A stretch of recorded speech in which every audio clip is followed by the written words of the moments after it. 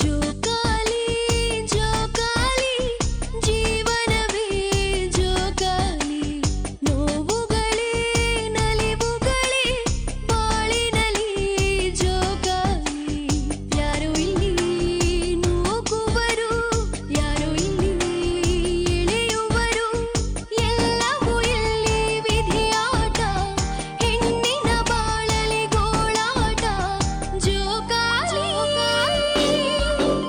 ಜೋಕಾಲಿ ಜೋಕಾಲಿ ಜೀವನವೇ ಜೋಕಾಲಿ ನೋವುಗಳೇ ನಲಿವುಗಳೇ ಬಾಳಿನಲಿ ಜೋಕಾಲಿ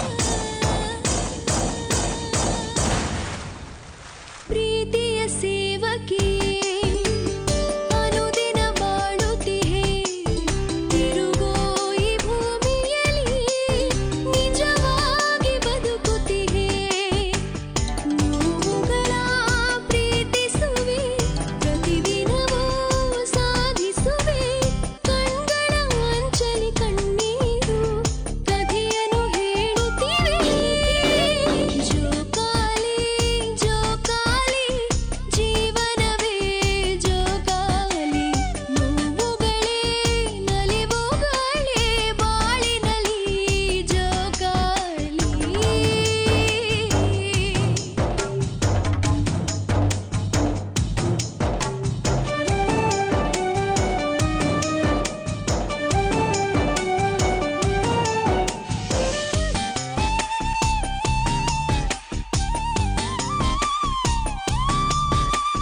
ನಾಲ್ಕಲ್ಲ ವೇದಗಳು ಅವು ನಿನ್ನಿಂದ ಐದಾಗಿವೆ ಆರಲ್ಲ ಸಾರಗಳು ನಿನ್ನ ಸೇರಿ ಏಳಾಗಿವೆ ಅಡಿಗೆ ಮನೆ ಪ್ರೀತಿಸುವೆ ದಿನ ದಿನವೂ ಸಾಧಿಸುವೆ ಅನ್ಯರ ಬದುಕಿಗೆ ಪನ್ನೀರು ಸ್ವರ್ಗವನ್ನೇ ತೋರುವೆ ಜೋಕಾಲಿ ಜೋಕಾಲಿ ಜೀವನವೇ ಜೋಕಾಲಿ ನೋವುಗಳೇ ನಲಿವುಗಳೇ ಬಾಳಿನಲಿ ಜೋಕಾಲಿ ಯಾರೋ ಇಲ್ಲಿ ನೂಕುವರು ಯಾರೋ ಇಲ್ಲಿ ಎಳೆಯುವರು ಎಲ್ಲವೂ ಇಲ್ಲಿ ವಿಧಿಯಾಟ ಹೆಣ್ಣಿನ ಬಾಳಲಿ ಗೋಳಾಟ ಜೋಕಾಲಿ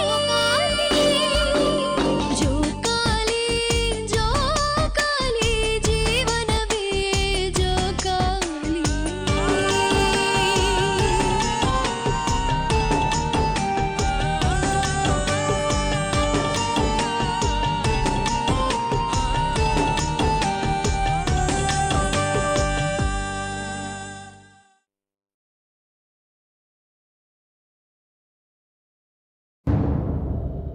ಕಾವ್ಯ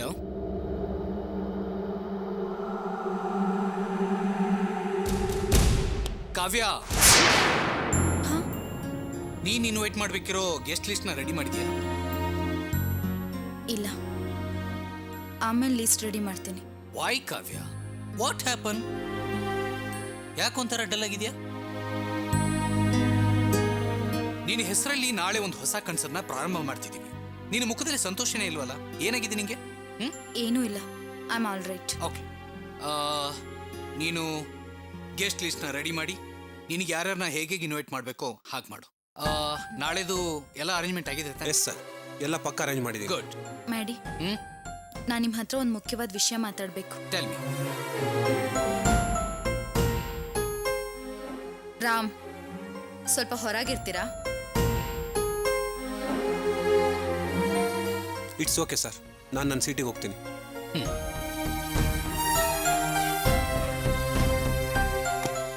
ಎಸ್, ಟೆಲ್ ಮಿ ಕಾವ್ಯ.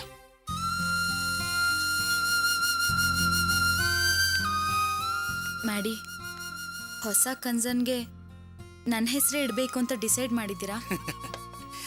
ಡಿಸೈಡ್ ಮಾಡಿದ್ರಾ ಅಲ್ಲ, ನಿನ್ನ ಹೆಸರಲ್ಲಿ ಆಲ್ರೆಡಿ ನೇಮ್ ಬೋರ್ಡ್ ಕೂಡ ರೆಡಿ ಆಗಿದೆ. ಯಾಕೆ ಹೀಗೆ ಕೇಳ್ತಿದ್ಯಾ? ನನಗೆ ಯಾಕೋ ಇದು ಸರಿ ಅನ್ನಿಸ್ತಿಲ್ಲ. ಪ್ಲೀಸ್ ಮ್ಯಾಡಿ, ಅತ್ತೆ ಹೆಸರನ್ನೇ ಇಡೋಣ. ಹೇ, ವಾಟ್ಸ್ ರಾಂಗ್ ವಿತ್ ಯು ಕಾವ್ಯ? ಆಗ ಬೆಳಗ್ಗೆನೂ ಹಾಗೆ ಕೇಳಿದೆ, ಈಗಲೂ ಹಾಗೆ ಕೇಳ್ತಿದ್ಯಾ? ರೀಸನ್ ಏನು ಅಂತ ಎಕ್ಸ್ಪ್ಲೇನ್ ಮಾಡಿದಿನಿಲ್ಲ, ಮತ್ತೆ ಯಾಕೆ ಹಾಗೆ ಕೇಳ್ತಿದ್ಯಾ? ಏನಾಗಿದೆ ನಿನಗೆ? ಅದಕ್ಕೆಲ್ಲ ಮ್ಯಾಡಿ, ಸ್ವಲ್ಪ ದಿನದ ಹಿಂದೆ ನನಗೂ ಅತ್ತೆಗೂ ಮಿಸ್ಅಂಡರ್ಸ್ಟ್ಯಾಂಡಿಂಗ್ಸ್. ಅದಕ್ಕೆ ಮೇನ್ ರೀಸನ್ ಏನು ಅಂತ ನಿಮಗೆ ಗೊತ್ತಲ್ಲ. ನಾನು ಅತ್ತೆ ಬರ್ಡೇನ ಮಿಸ್ ಮಾಡಿದ್ದು ಅಷ್ಟೇ ಅಲ್ಲ, ನೀವು ನನ್ನ ಅಮ್ಮನ ಮನೆಗೆ ಕರ್ಕೊಂಡು ಹೋಗಿದ್ದಕ್ಕೆ ಅವ್ರಿಗೆ ಕೋಪ ಇದೆ. ನಾನೇನೋ ಪ್ಲ್ಯಾನ್ ಮಾಡಿ ನಿಮ್ಮನ್ನು ಅವರಿಂದ ದೂರ ಮಾಡ್ತಿದ್ದೀನಿ ಅಂದ್ಕೊಂಡಿದ್ದಾರೆ. ಹಾಗಂತ ಈ ವಿಷಯದಲ್ಲಿ ಅವ್ರದ್ದು ತಪ್ಪು ಅಂತ ನಾನು ಹೇಳ್ತಿಲ್ಲ. ಅದು ಅವ್ರಿಗೆ ನಿಮ್ಮಲ್ಲಿರೋ ಪಾಸಿಟಿವ್ನೆಸ್. ಇಷ್ಟು ವರ್ಷ ನಾನು ಸಾಕಿ ಸಲಹಿದ ಮಗನ್ನ ಈಗ ಯಾವಳೋ ಬಂದು ದೂರ ಮಾಡ್ತಿದ್ದಾಳಲ್ಲ ಅನ್ನೋ ಫೀಲಿಂಗ್ ಅವ್ರಿಗೆ. ಇದು ಸಾಮಾನ್ಯವಾಗಿ ಎಲ್ಲ ತಾಯಂದಿರಿಗೂ ಇರುತ್ತೆ. ಅದಕ್ಕೆ ಎಲ್ಲ ಮನೇಲೂ ಅತ್ತೆ ಸೊಸೆರ ಮಧ್ಯೆ ಜಗಳ ನಡೆಯೋದು. ಈಗ ಸಮಸ್ಯೆ ನಮ್ಮನೇಲಿ ಶುರುವಾಗಿದೆ ಮಾಡಿ. ಈ ಸಮಸ್ಯೆನ ದೊಡ್ಡದಾಗೋದಕ್ಕೆ ಬಿಡಬಾರ್ದು. ಅದಕ್ಕೆ ಹೇಳ್ತಿದ್ದೀನಿ, ಪ್ಲೀಸ್ ಈ ಕನ್ಸನ್ನ ಅತ್ತೆ ಹೆಸರಲ್ಲೇ ಶುರು ಮಾಡೋಣ. ಎಸ್,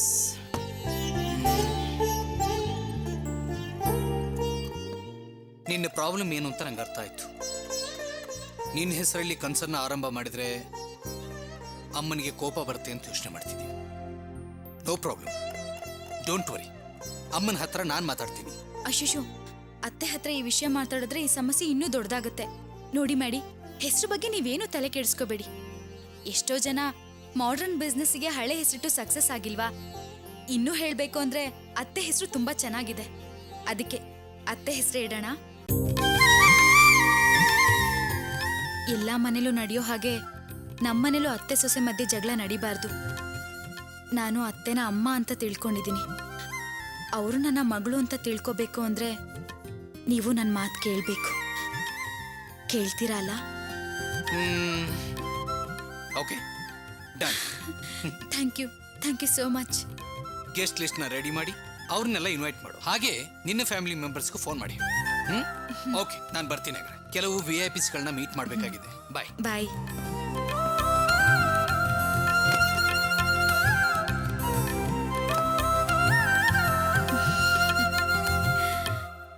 ಅಯ್ಯೋ ದೇವ್ರೆ, ನಾನು ಏನ್ ನಡಿಬಾರ್ದು ಅಂತ ಅಂದ್ಕೊಂಡಿದ್ದು ಇವತ್ತು ಅದೇ ನಡೆದೋಯ್ತು. ಅವತ್ತವಳು ಬೈಕಲ್ಲಿ ಬಂದಾಗ್ಲೇ ನಾನು ಹೇಳ್ದೆ, ನೀವ್ಯಾರು ನನ್ನ ಮಾತೇ ಕೇಳಲಿಲ್ಲ. ರೀ, ನಾನು ನಿಮ್ಗೆ ಹೇಳ್ದೆ ಇತ್ತೀಚೆಗೆ ಅವಳ ನಡವಳಿಕೆ ಸರಿಗಿಲ್ಲ, ತುಂಬಾ ಮಾತಾಡ್ತಾಳೆ, ತುಂಬಾ ಬದಲಾಗಿದ್ದಾಳೆ ಅಂತ. ನೀವು ನನ್ನ ಮಾತು ಕೇಳಿದ್ರ? ಅಯ್ಯೋ, ನನ್ನ ಮಗಳು ಹಾಗಲ್ಲ ಹೀಗಲ್ಲ ಅಂತ ನನ್ನ ಬಾಯಿ ಮುಚ್ಚಿಸ್ಬಿಟ್ರಿ.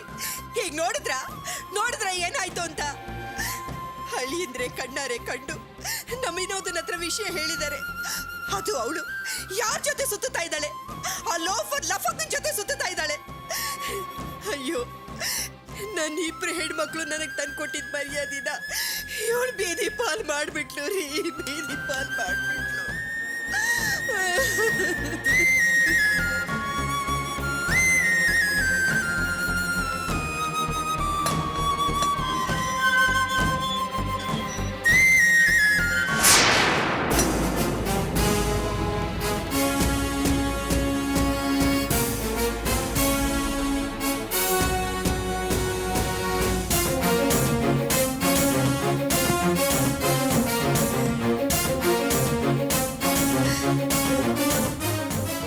ಯಾಕತ್ತೆ ಅಳ್ತಿದ್ದೀರಾ?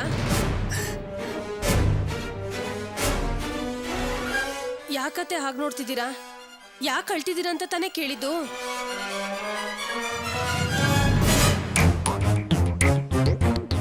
ಮಾವ, ಅತ್ತೆ ಯಾಕೆ ಕೋಪ ಮಾಡ್ಕೊಂಡಿದ್ದಾರೆ? ಏನಾದ್ರು ಸಮಸ್ಯೆನಾ? ಏನಾದ್ರು ಜಗಳನಾ?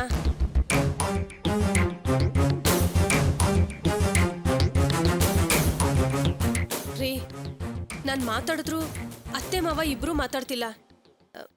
ನನ್ನಿಂದ ಏನಾದ್ರು ಸಮಸ್ಯೆನಾ?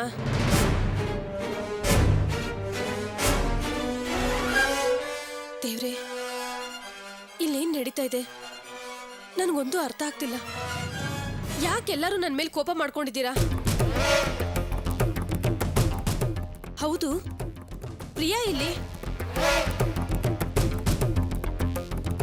ಪ್ರಿಯಾ, ಪ್ರಿಯಾ, ಪ್ರಿಯಾ, ಪ್ರಿಯಾ. ಅವಳೆಲ್ಲಿ ಮನೆಯಲ್ಲಿ ಇರ್ತಾಳೆ? ಅವಳು ಎಲ್ಲಿರ್ತಾಳೆ ಅನ್ನೋದು ನಿನಗ್ ಮಾತ್ರ ಗೊತ್ತು ತಾನೇ? ಏನ್ರಿ ಹೇಳ್ತಾ ಇದ್ದೀರಾ? ಪ್ರಿಯಾ ಎಲ್ಲಿದ್ದಾಳೆ ಅಂತ ನನ್ಗೇನ್ ಗೊತ್ತು? ಅವಳು ಕಾಲೇಜ್ ಮುಗಿಸ್ಕೊಂಡು ಮನೆಗೆ ಬರ್ತಾಳೆ, ನಾನು ಆಫೀಸ್ ಮುಗಿಸ್ಕೊಂಡು ನೇರ ಮನೆಗೆ ತಾನೇ ಬರ್ತೀನಿ. ನೀನು ಆಫೀಸ್ ಕೆಲಸ ಮಾತ್ರ ಮಾಡ್ತಿಲ್ಲ ಕಣೆ, ಕಾಲೇಜ್ ಹೋಗೋ ಹುಡುಗಿ ಮನ್ಸ್ ಬದಲಾಯಿಸಿ ಅವಳನ್ನ ಬೇರೆ ದಾರಿಯಲ್ಲಿ ಕರ್ಕೊಂಡು ಹೋಗೋ ಕೆಲಸನೂ ಮಾಡ್ತಾ ಇದ್ದೀಯಾ. ಏನು? ಪ್ರಿಯನ್ ಮನ್ಸು ಬದಲಾಯಿಸಿ ನಾನ್ ಬೇರೆ ದಾರಿ ಕರ್ಕೊಂಡು ಹೋಗ್ತಿದ್ದೀನಾ? ಏನ್ ಹೇಳ್ತಿದ್ದೀರಾ? ನನ್ಗೊಂದು ಅರ್ಥ ಆಗ್ತಿಲ್ಲ.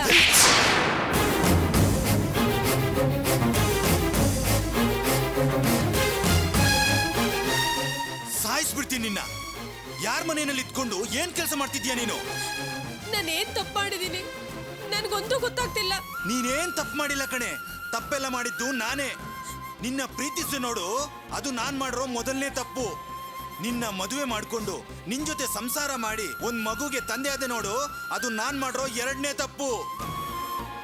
ಎಲ್ಲಕ್ಕಿಂತ ಹೆಚ್ಚಾಗಿ ನಮ್ಮ ಅರ್ಚನ ಬಾಳನ್ನ ಹಾಳು ಮಾಡೋಕ್ ನೋಡ್ದ ನಿನ್ನ ಕ್ಷಮಿಸಿ ಮತ್ತೆ ಈ ಮನೆಗೆ ಸೇರ್ಸ್ಕೊಂಡೆ ನೋಡು, ಅದು ನಾನ್ ಮಾಡಿರೋ ದೊಡ್ಡ ತಪ್ಪು.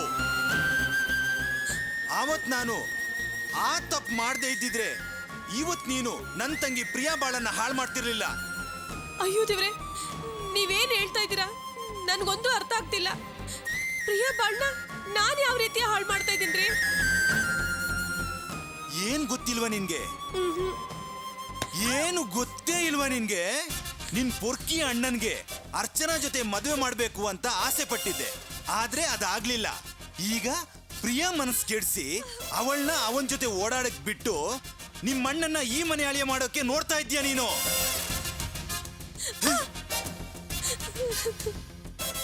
ಏನ್ರಿ ಹೇಳ್ತಿದ್ದೀರಾ ನೀವು? ಪ್ರಿಯಾ ನಮ್ಮಣ್ಣ ಜೊತೆ ಓಡಾಡೋದಿಕ್ಕೆ ನಾನ್ ಬಿಟ್ಟಿದ್ದೀನ? ಸುಮ್ನೆ ನಾಟಕ ಆಡ್ಬೇಡ್ವೆ. ನಿಜ ಏನು ಅಂತ ನನ್ಗೆ ಗೊತ್ತಾಗೋಯ್ತು. ಪ್ರಿಯಾನು ನಿನ್ನ ಅಣ್ಣನು ತುಂಬಾ ದಿನಗಳಿಂದ ಜೊತೆಯಲ್ಲೇ ಓಡಾಡ್ತಾ ಇದ್ದಾರೆ, ಅದಕ್ಕೆ ನೀನೇ ಏರ್ಪಾಡು ಮಾಡಿದ್ದೀಯಾ. ಈ ವಿಷಯ ಈ ಮನುಷ್ಯನ್ಗೆ ಹೇಗೆ ಗೊತ್ತಾಯ್ತು?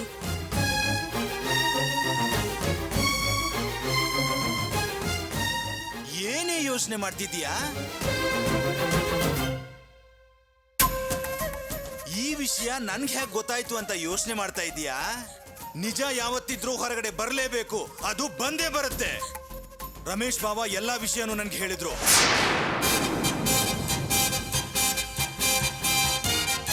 ಹೇಳೆ, ಯಾಕೆ ಹೀಗ್ ಮಾಡಿದೆ? ನನ್ ಜೊತೆಲಿ ಇದ್ಕೊಂಡು ನಮ್ ಕುಟುಂಬದ ಗೌರವನ ಮಣ್ಪಾಲ್ ಮಾಡ್ಬೇಕು ಅಂತ ತಂತ್ರ ಮಾಡ್ತಿದ್ಯಾ ನೀನು? ಈಗೆಲ್ಲ ಮಾತಾಡೋದಕ್ಕೆ ನಿಮಗ್ ಮನ್ಸಾದ್ರೂ ಹೇಗ್ರಿ ಬಂತು? ನಿಮ್ ಕುಟುಂಬ ನಮ್ ಕುಟುಂಬ ಅಂತ ಬೇರೆ ಬೇರೆ ಮಾಡ್ತೀನೇನ್ರಿ ನಾನು?